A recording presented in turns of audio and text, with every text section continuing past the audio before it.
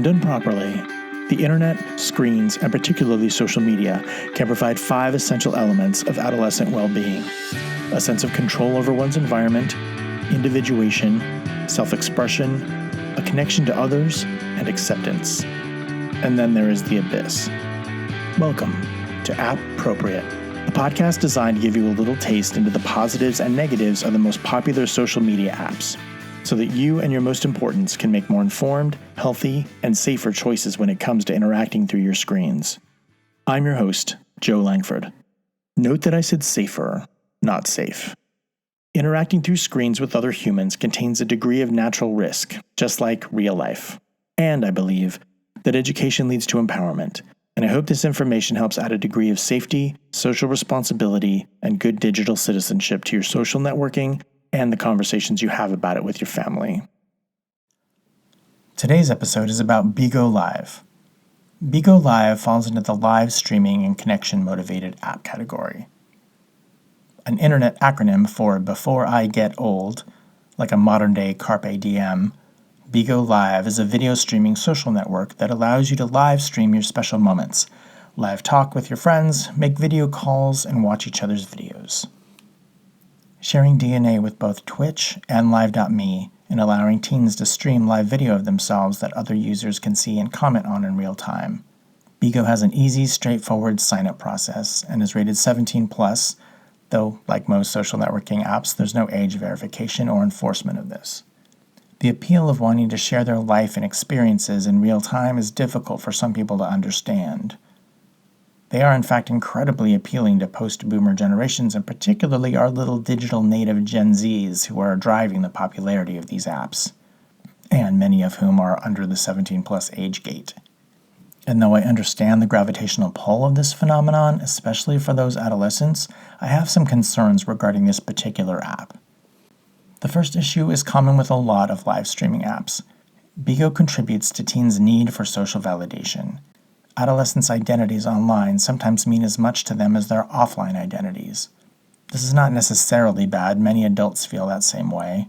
The difference is most adults understand, or in the case of some of our elected officials, are learning that in a connected world, those identities are not separate anymore. Ideally, one understands that their real-life personality and their online personality should be genuine, cohesive, and authentic. We're beyond the world of the 90s shock jock who creates an attention-getting persona that may be quite different from their actual life or lifestyle.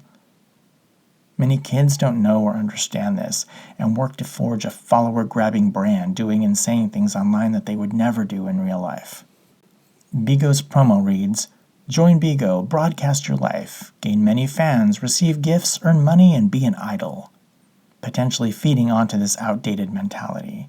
Younger and less experienced streamers can be tempted to step outside of their own limits, doing things that are more sexy, silly, or stupid than they would in real life in service of those fleeting rewards. And there are literal rewards on BIGO. Beyond likes, viewers can give gifts and even monetary rewards that can encourage out-of-character behavior in younger people. Once an account is set up, with a couple of taps, users are streaming live video and can then receive rewards from other users who use what they call diamonds, the app's local currency, to get virtual gifts, which they call beans. The diamonds and beans are both bought with real money in the form of in-app purchases. Beans typically take the form of virtual emoji-like stickers of items like flowers or sports cars or jewelry, which users give to other users that they like. Users can level up and improve their ranking by logging in every day and sending each other gifts. Each streamer has a bean count, and when they reach 6,700 beans, they can cash them out for actual funds, with around 200 beans equaling a bit more than an American dollar. This amount may not seem like a bunch, but it can be very motivating to kids. This dynamic makes this platform appear designed for people who want to get famous and/or compete for gifts.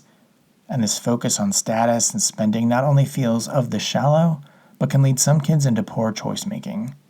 A second concern I have about BIGO is the content.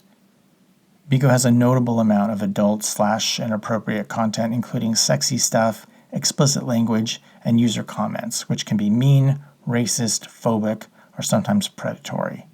The App Store listings clearly note infrequent/mild sexual content and nudity, infrequent/mild realistic violence, and frequent/intense, mature, and suggestive themes. Any BIGO user can tap the account of any other BIGO user and see what they are live streaming and chat to or at them directly. Because this happens live, negative remarks can easily and likely trigger another negative remark.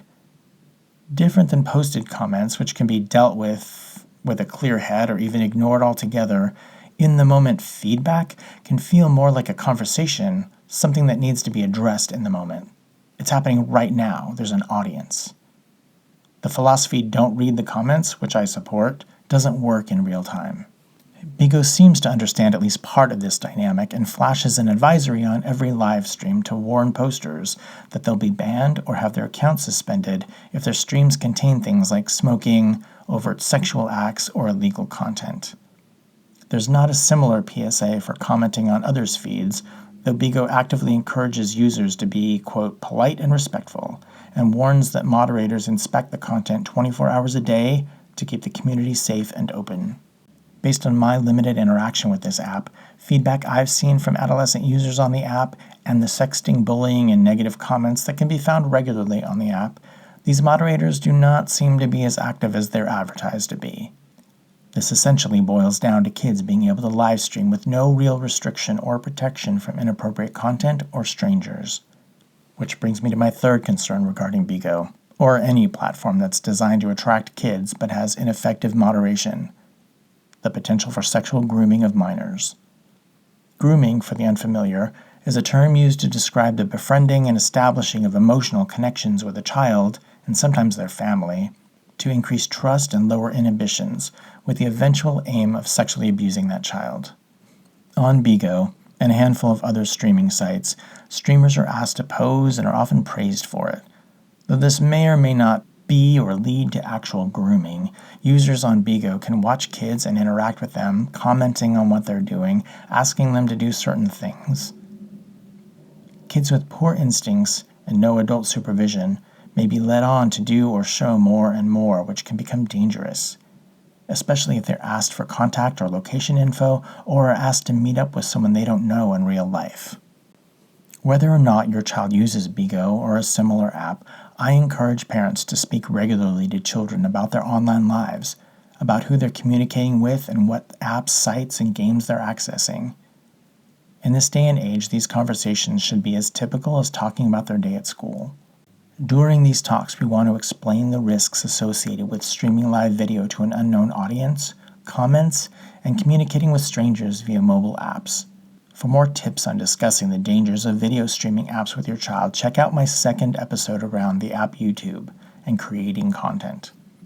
If you discover that your child has sent a nude or a semi-nude image of themselves, visit www.childline.org or childline.org.uk and follow their steps to try to have the image removed from the internet.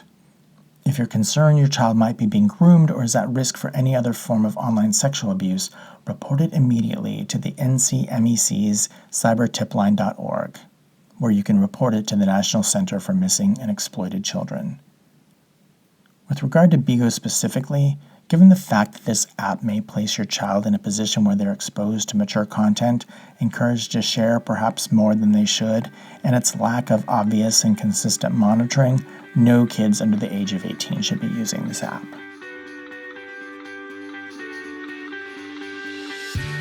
Thank you for listening. I'm Joe Langford.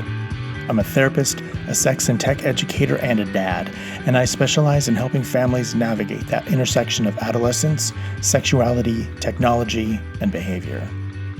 More information about me and my work to promote healthy, positive, and safer sexual and social behavior, both online and off, can be found at my website, beheroes.net. The advice presented in this podcast is a form of education and is intended to provide general information about common though broad topics that impact underage people. Specific circumstances and facts may make said advice unsuitable and/or other actions necessary for individuals. This podcast is meant to be an adjunct, not a replacement for IRL experience, professional advice, and good old-fashioned common sense. In addition, much of the information included here can and most likely will change with time, culture, and the rapid development of technology. BeHeroes.net does not seek nor accept any monetary gain or financial support from any social media platform mentioned. BeHeroes.net is committed to providing quality consulting, coaching, product, speaker, and contracted therapeutic services, advocacy, and resources to clients, visitors, customers, colleagues, and fans. Appropriate is produced by BeHeroes.net.